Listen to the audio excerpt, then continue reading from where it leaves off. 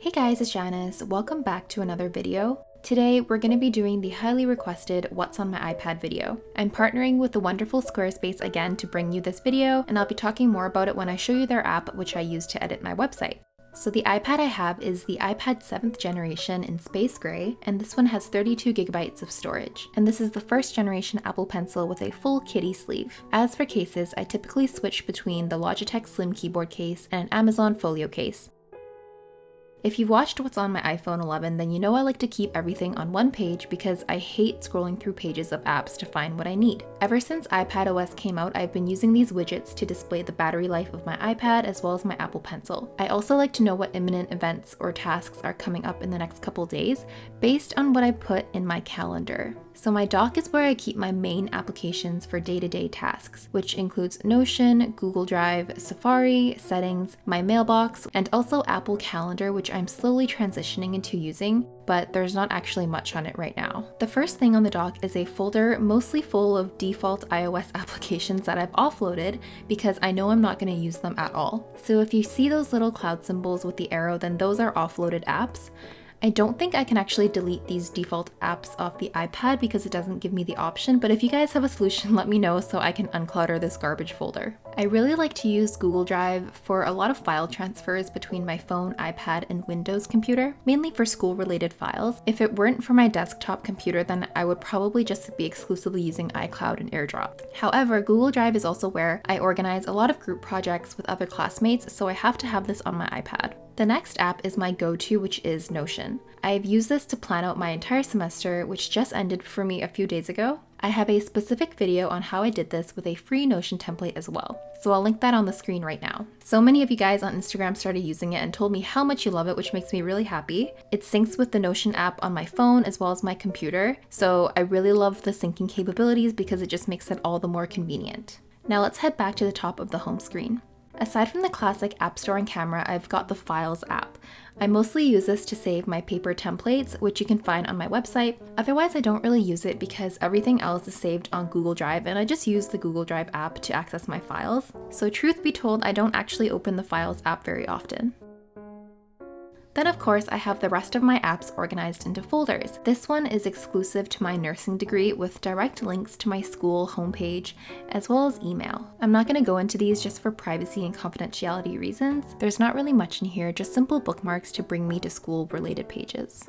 Next, I've got the entertainment folder. So the first one is of course Netflix. I don't actually watch any shows straight on my iPad. I usually cast them out using Chromecast. I'll probably sneak in some show recommendations here. So my favorite one right now is Ozark. It's probably the best show that I've watched on Netflix. If you're into Korean dramas, I really recommend Crash Landing on You. I know that's trending pretty much all around the world, but it's a really awesome K-drama that I could recommend to everyone, even if you're not into K-dramas. Next, I have Apple TV, which I have a free subscription for right now, but I don't really use it. The last thing that I watched was The Banker, but otherwise I haven't really touched this app. Then of course I have YouTube. I guess I just want to take this opportunity to say thank you so much for 115,000 subscribers. I never actually thought I would get here, and I'm so happy that you guys are enjoying my content, and it really makes me look forward to producing more content for you guys in the future, so thank you for all your support. Next up, I have Spotify. Just for funsies, I'm going to show you guys my top songs of 2019.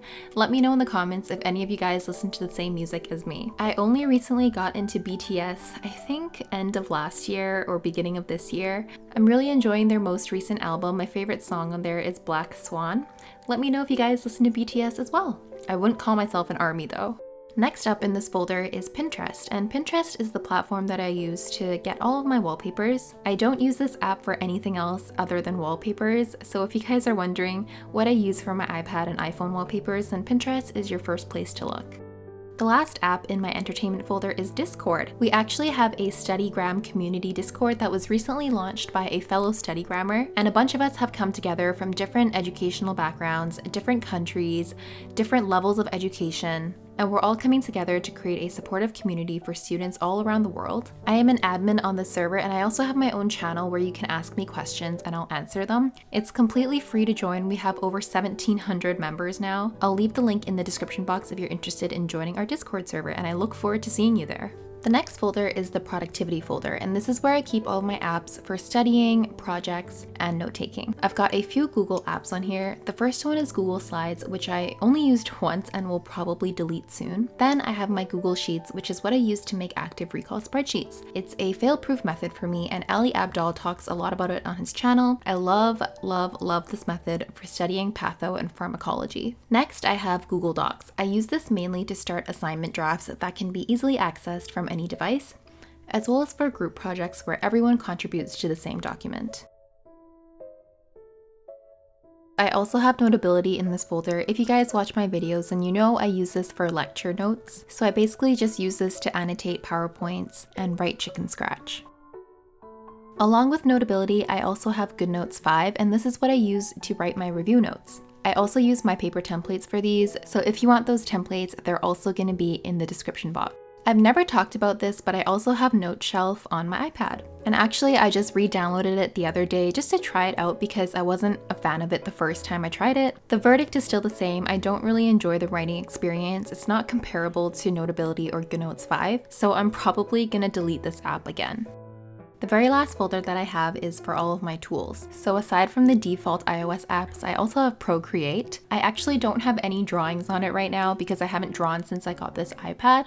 I also have YouTube Studio, which is what I use to manage my videos when I'm not on my computer. So I've recently been experimenting with Keynote to make some planner templates for GoodNotes 5. It's still in the works, and I'm hoping to release these when they're done. Do let me know in the comments if you're interested.